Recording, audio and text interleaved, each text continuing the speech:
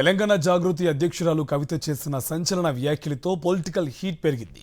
హరీష్ సంతోష్ వల్లనే కేసీఆర్కు అవినీతి మరకలు అంటాయని ఆమె ఆరోపించారు. కేసీఆర్పై సీబీఐ కేసులు పెట్టే స్థాయికి వచ్చాక పార్టీ ఉంటే ఎంత పోతే ఎంత అని ప్రశ్నించారు. కవిత వ్యాఖ్యలకు బీఆర్ఎస్ నేతలు కౌంటర్ ఇస్తున్నారు. పార్టీకి వ్యతిరేకంగా మాట్లాడిన కవిత ఉంటే ఎంత పోతే ఎంత అని మాజీ మంత్రి సత్యవతి రాథోడ్ మండిపడ్డారు. కవితతో ఎవరో మాట్లాడిస్తున్నట్టు ఉందని ఆరోపించారు. ఆమె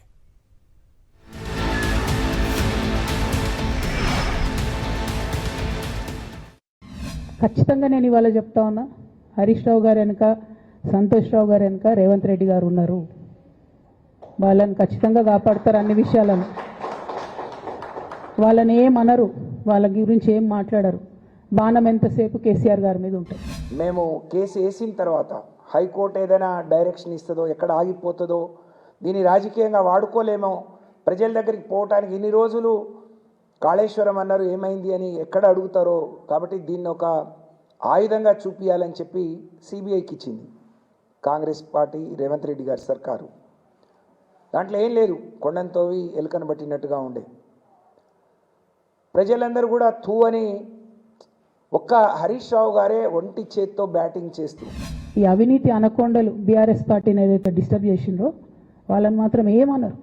ఈ ఇంటర్నల్ అండర్స్టాండింగ్ అనేది ఎక్స్పోజ్ కావాలి.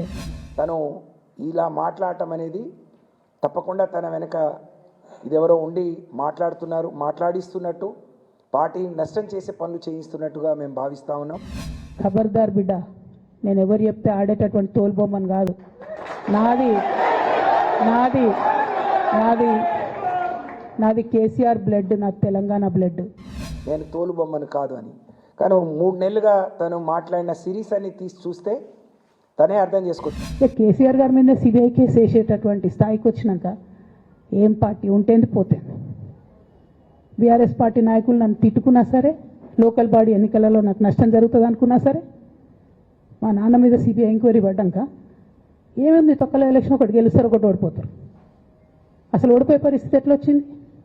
ఇటువంటి దుర్మార్గుల వల్ల కాదా వచ్చింది? ఆలోచన చేసుకోవాలి కదా.